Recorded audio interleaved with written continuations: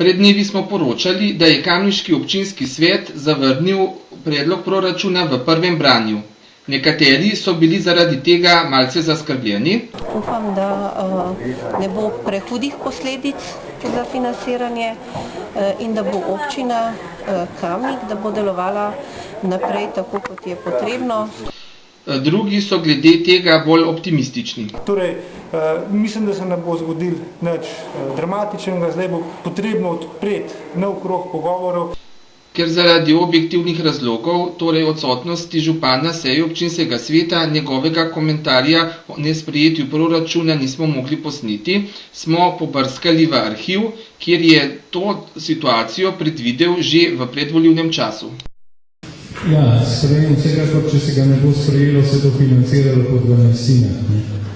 To je približno tako kot na RTV, vse zadeve, nekaj podobna.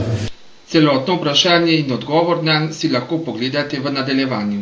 Glede na to, da novega župana že takoj decembra čaka priprava proračuna, bi ga vprašal, če ve, na kakšen način in kakšni so postopki za sprejem proračuna.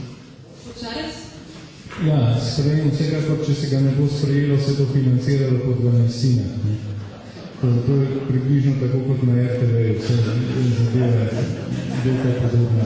Ja, seveda, treba se usesti z vsemi skupaj in dati na mizo, kaj kdo hoče, koliko bi kdo rad, in potem iz enega žaklja vzameš in če daš nekomu, moraš vzeti drugje. To vem. In to je logično.